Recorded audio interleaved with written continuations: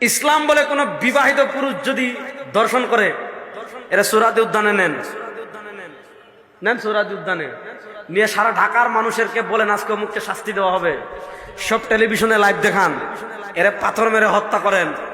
বাংলাদেশে 3টা শাস্তি এরকম দেন, তারপরে মা বোনরা রাত 1টায় একা হেঁটে যাবে, কেউ চুপ তুলে থাকানোর সাহস করবে না। আমাদের বাংলাদেশ থেকে জানেন, কোন বিবাহিত পুরুষ কিংবা মহিলা যদি, যেটাকে আরবিতে বলে মুহসিন, কোন বিবাহিত পুরুষ কিংবা মহিলা যদি ব্যভিচার করে, তাহলে ইসলামের শাস্তি হলো তাকে রজম মেরে হত্যা করা হবে, পাথর মেরে। আমাদের দেশে দেখেন কত স্মার্ট হয়েছে আমরা, আল্লাহ রে। বাংলাদেশে কত রাষ্ট্রপ্রধান আমরা দেখলাম আমাদের বয়সে, আমরা যখন ছোট্ট ছিলাম। প্রথমে মরহুমা বেগম খালেদা জিয়াকে দেখলাম 2001 থেকে 2006 পর্যন্ত। এরপরে ফখরুদ্দিনকে দেখলাম, এরপর আমাদের আপাকে দেখলাম অনেক দিন, এখন আপা পারে চলে গেছেন। আহা, আপা পারে ভালো থাকেন নাকি। তারপরে দেখলাম আমরা ডক্টর ইউনূস সাহেবকে, এখন আমরা দেখছি তারেক রহমান সাহেবকে। এর আগে তো মুরব্বীরা তো আরো দেখেছেন। আচ্ছা আপনারা বলেন, এই বাংলাদেশের এত যে আমরা শাসক দেখলাম, কেউ ধর্ষণ বন্ধ করতে পারছেন? এবং কসম আল্লাহর, যেই সিস্টেমে বাংলাদেশ, যে বিচার ব্যবস্থায় চলে, এরকম 54 বছর কেন 54,000 বছরও বাংলাদেশে ধর্ষণ বন্ধ করা যাবে না। ধর্ষণ বন্ধ করতে কি লাগবে? কোরআনের আইন লাগবে। এই ধর্ষণ বন্ধ করতে হলে কি লাগবে? আমাদের কিছু ভাইরা আছেন, লজ্জা লাগে, কোরআনের আইনের কথা বলতে পারেন না। শুনেন, ইসলাম বলে কোন বিবাহিত পুরুষ যদি দর্শন করে, এরা সূরাতে উদ্যানে নেন সূরাতে উদ্যানে নিয়ে সারা ঢাকার মানুষেরকে বলেন আজকে মুখকে শাস্তি দেওয়া হবে, সব টেলিভিশনে লাইভ দেখান, এরা পাথর মেরে হত্যা করেন। বাংলাদেশে 3টা শাস্তি এরকম দেন, তারপরে মা বোনরা রাত 1টায় একা হেঁটে যাবে, কেউ চুপ তুলে থাকানোর সাহস করবে না। আমাদের বাংলাদেশে এত শাসকের পরিবর্তন হয়েছে, আপনারা কি বলেন, চুরি বন্ধ হয়েছে? আপনাদের কাফরুলে মনে হয় নাই, সারা বাংলাদেশে তো আছে। চুরি বন্ধ হয়েছে? পুকুর চুরি হয়, ব্যাংক চুরি হয়, শেয়ার বাজার চুরি হয়, হ্যাঁ, তারপরে আপনার পকেট চুরি হয়, গাড়ি চুরি হয়, মসজিদের এসি চুরি হয়। এই যে বিদ্যমান আইনে চুরি বন্ধ করতে পারবেন না রে ভাই। আনে নাসারিকু ওয়াসারিকাতু ফাকতাউ আইদিয়াহুমা, যারা ব্যাংক চুরি করে, শেয়ার বাজার চুরি করে, রিজার্ভ চুরি করে, নেন সূরাতে উদ্যানে নিয়ে পুরো জাতির সামনে 2 হাত কবজি পর্যন্ত কেটে ফেলে শুধু ঘোষণা দেন, যারাই চুরি করবেন হাত কেটে গাছে ঝুলাই রাখবো। মাত্র 3 জন চোরের শাস্তি কোরআনের আইনে দেন, বাংলাদেশে কোনো বাপের বেটার চুরি করা সাহস করবে না।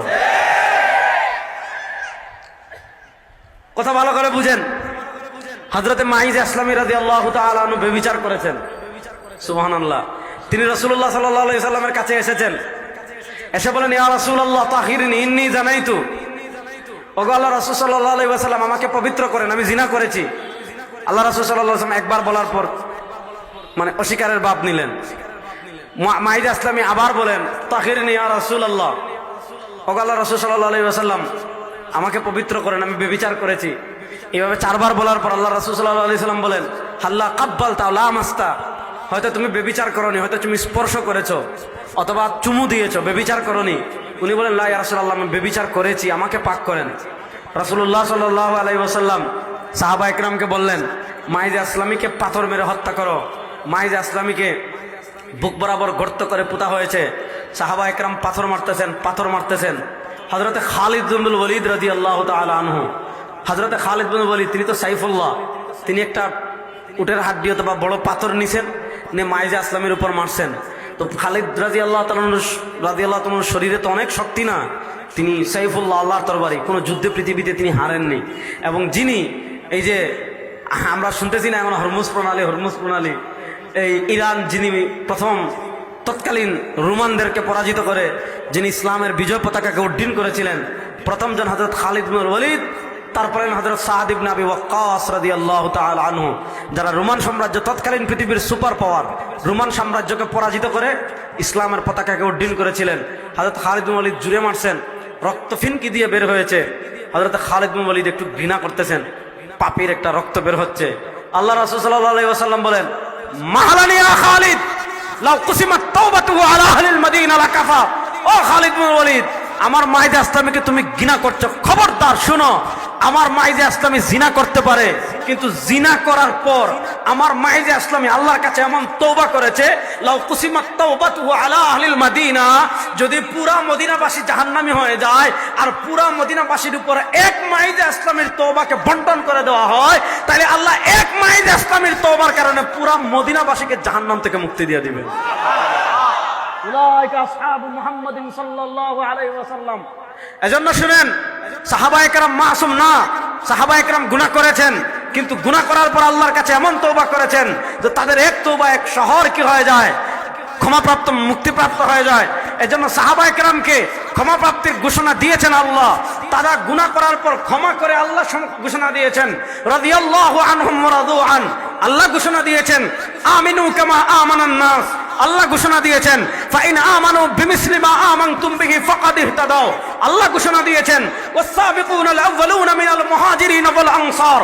আল্লাহ ঘোষণা দিয়েছেন মুহাম্মাদুর রাসূলুল্লাহ ওয়াল্লাযিনা মাআহু আশিদ্দাউ আলাল কুফফারি রুহামাউ বাইনাহুম তারাহুম রুকআন সুজদান ইয়াবতাগুনা ফাজলাম মিনাল্লাহি ওয়া রিদওয়ানা। সুতরাং স্পষ্ট ভাষায় বলি, যে ইসলাম নবী এবং সাহাবায়ে কেরামের ইসলামের সাথে মিলে না, যে আদর্শ নবী এবং সাহাবায়ে কেরামের আদর্শের সাথে মিলে না, যে মত ইসলাম নবী এবং সাহাবায়ে কেরামের ইসলামের সাথে মিলে না, রব্বে কাবার কসম করে বলতে পারি, ওই ইসলাম ভারতের ইসলাম হতে পারে, আমেরিকার ইসলাম